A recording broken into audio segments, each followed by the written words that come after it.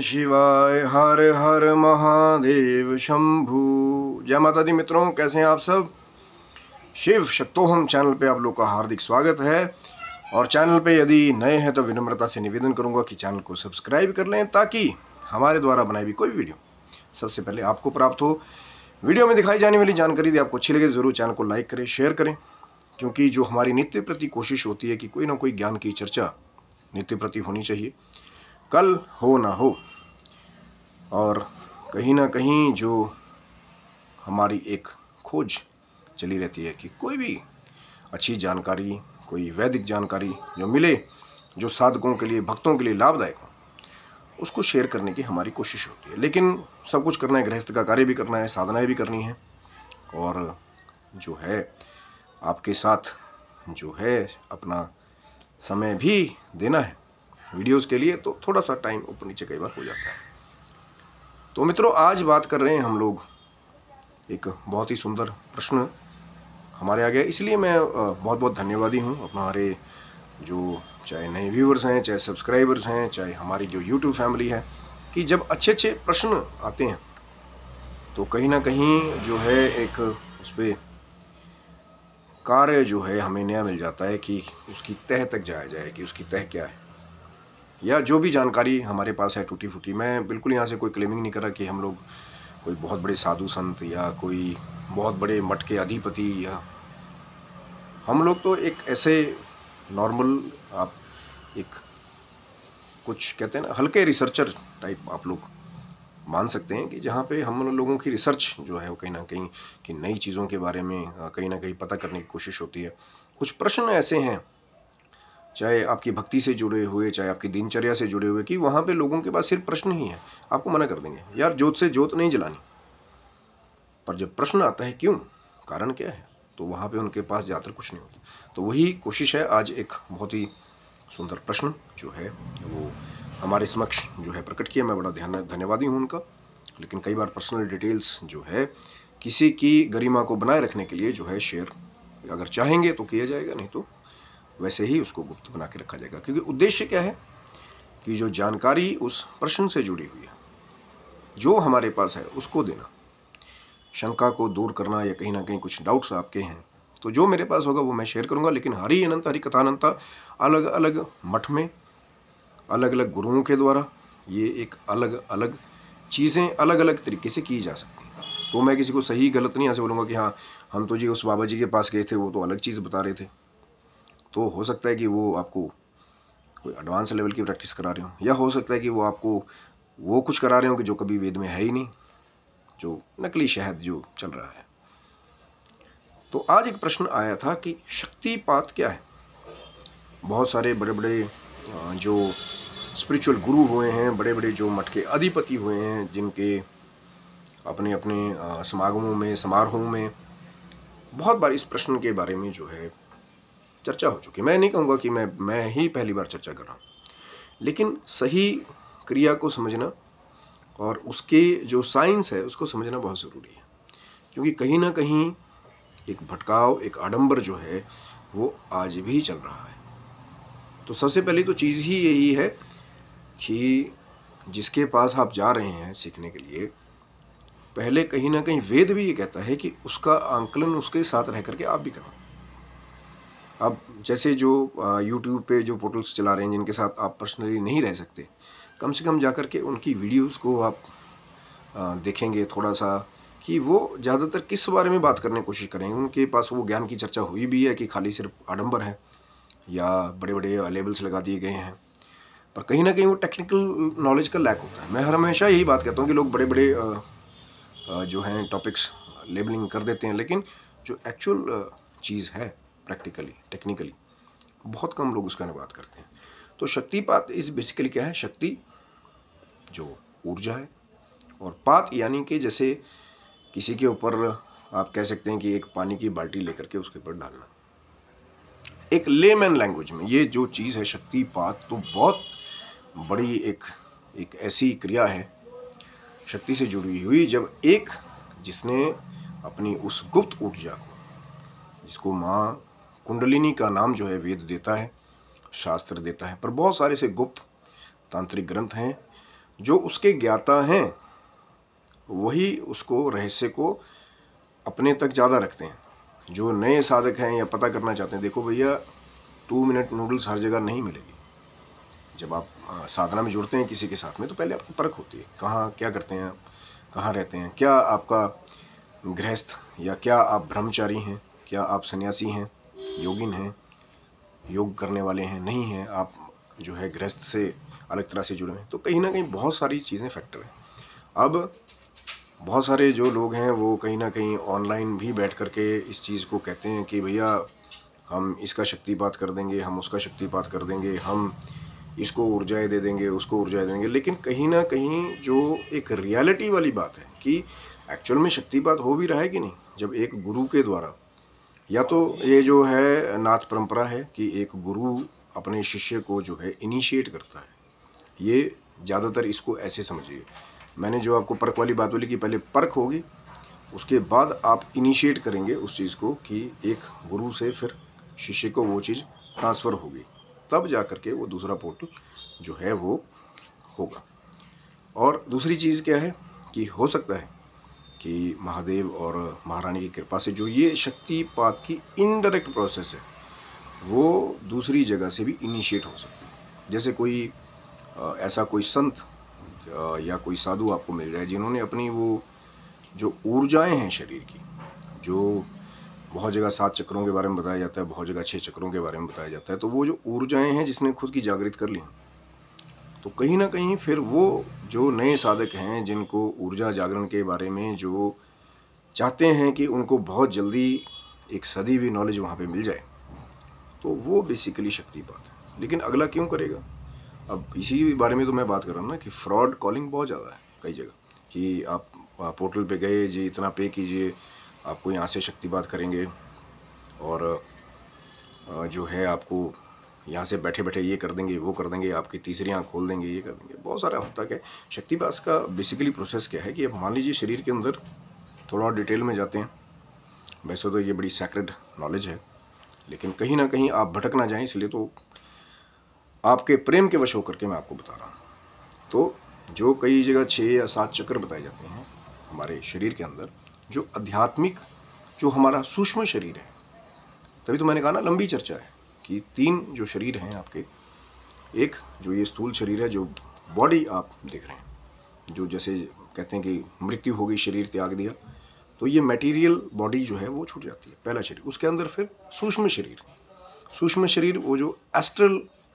जो हम बोलते हैं कि सपने में जी हम वहाँ घूम रहे थे, वहाँ घूम रहे थे, जो आपका अंदर का वो सूक्ष्म शरीर है, उसके अंदर वो 7 जो चक्र हैं, आध्यात्मिक जो ऊर्जाएं हैं, सूक्ष्म ऊर्जाएं हैं,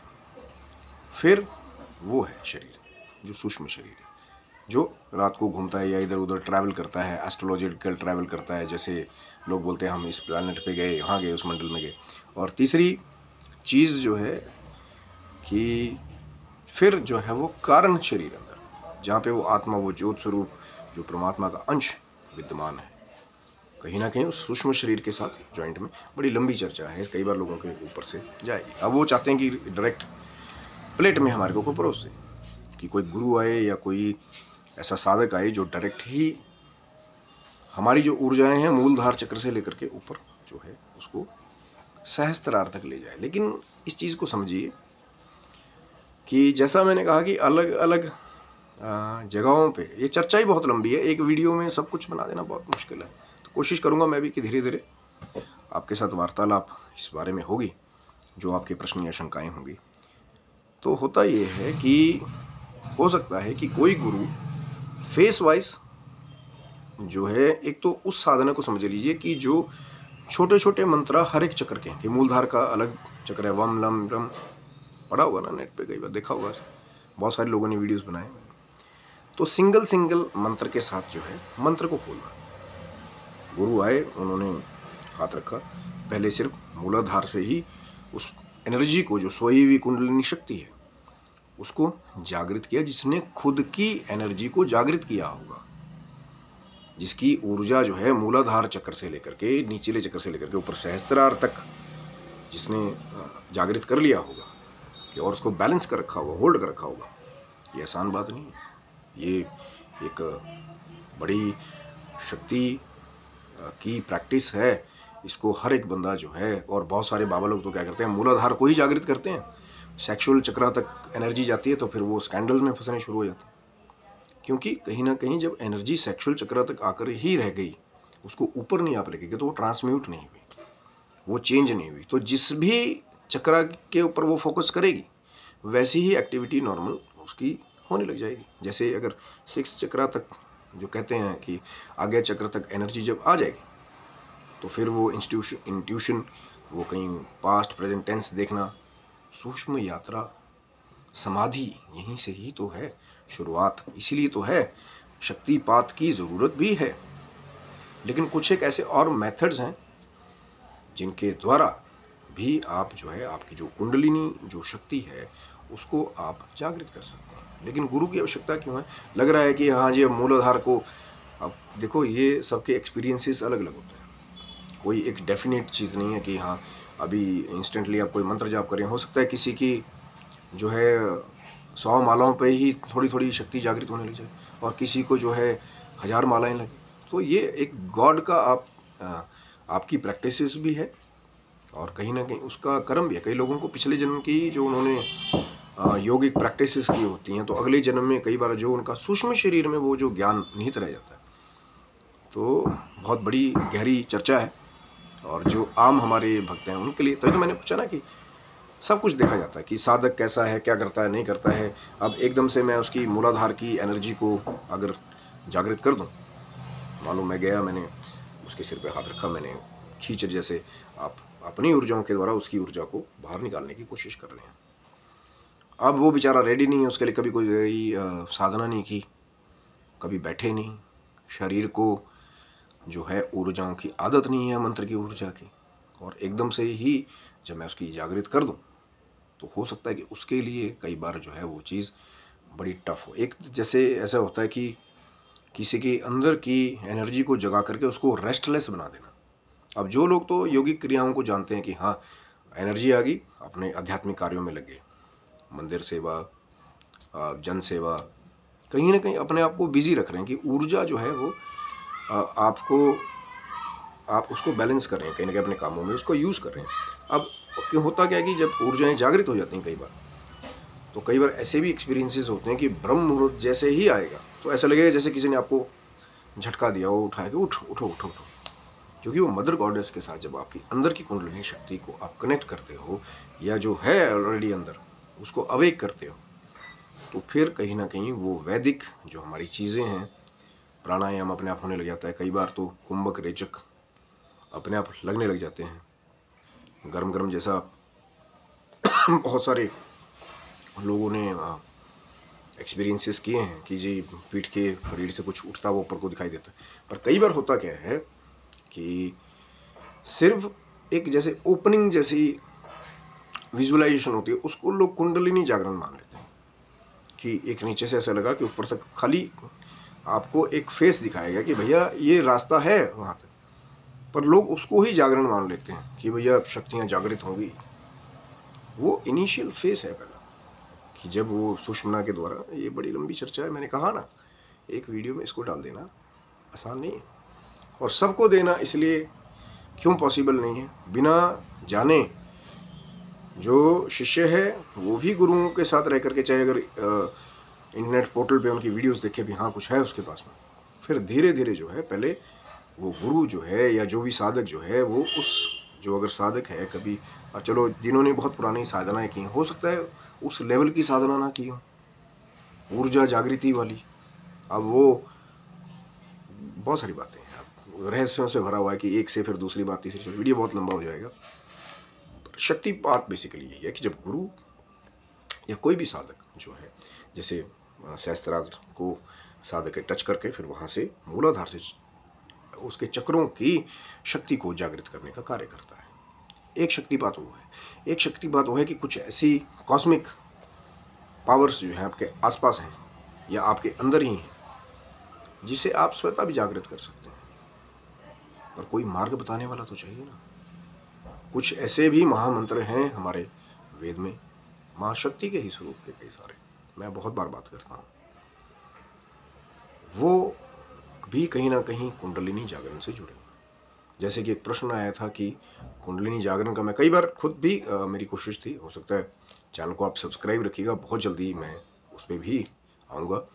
कि कुंडलिनी जागरण का और श्री सिद्ध कुंजिका स्तोत्रम या नवान मंत्र के साथ क्या कनेक्शन है। बहुत गहरा कनेक्शन है, लेकिन बहुत बड़ी चर्चा है, महाशक्तियों की चर्चा है। कहीं ना कहीं आप जो है वो थोड़े में ही वो जो बड़ा रहस्य छुपा हुआ है उसको समझ लेना चाहते हैं, लेकिन इस चीज़ को समझिए कि जो कछुए की तरह धीरे धीरे धीरे धीरे चलते हैं उनके गिरने के चांस कम होते हैं। साधनाएं पहले शुरू हुई, गणेश जी का आराधन पूजन, जो आपके ईष्ट हैं, पहले तो जिसको भी आप मानते हैं किसी भी रूप में, भगवान तो ऐसे हैं कि जिस रूप में आप मानेंगे वैसा ही स्वरूप धारण कर लेते हैं। आप ढूंढेंगे तो आपको संकेत मिलेंगे, किसी के थ्रू मिले, इंटरनेट से मिले, और वीडियो भी उसी को मिलता है जिसके ऊपर उसकी ग्रेस होती है, जो सही जानकारी वाली चीज़ें हैं, जो सही चर्चाएं हैं। नहीं तो नकली शायद तो बहुत लोग चाट रहे हैं। प्रेडिक्शनें बहुत लोगों ने बड़ा मक्खन लगाया कि भाई महाराज जी तो बहुत पहुँचे हुए बाबा हैं, ये यूनिवर्सिटी, वो प्रेडिक्शनें फेल हो जा रही हैं। बताने की मेरे को ज़रूरत नहीं है किसी का, मैं पर्सनली मेरा किस पे कोई कमेंट नहीं है, पर जो घटनाएं घटित हो रही हैं उससे सीख लीजिए कि क्यों आप नकली शहद के पीछे भाग रहे हैं। असली शहद जो है इतना सहज ही नहीं आपको मिल जाएगा। सहज योग, क्रिया योग, बहुत सारी चीज़ें हैं, लेकिन उससे भी जुड़ी उसको इनिशिएट करवाना जो सेफ पोर्टल हो, क्योंकि कुंडलिनी जागरण कहीं ना कहीं, मैं आपको डराना नहीं चाहता, कुंडलिनी जागरण एक ऐसा एक्सपीरियंस है जो बहुत सारी सावधानियों के साथ भी जुड़ा हुआ है। ये नहीं है कि अब ऊर्जा एकदम से जागृत होगी तो पागलों जैसे घूमने लगे, हमें तो सवारी आ रही है, ये हो गया वो हो गया। उस पर भी मैंने बहुत बार क्लैरिफाई किया, मैं आगे भी करता रहूँगा जब आपके प्रश्न आएंगे। अभी तो मैंने शक्तिपात की एक छोटी सी ही हमने चर्चा की, उससे भी बहुत सारी चर्चाएं निकल गई, फिर चक्रा जागरण है या कुंडलिनी जागरण है, क्योंकि कहीं ना कहीं सभी जो ये चीज़ें हैं वो जुड़ी हुई हैं एक दूसरे से।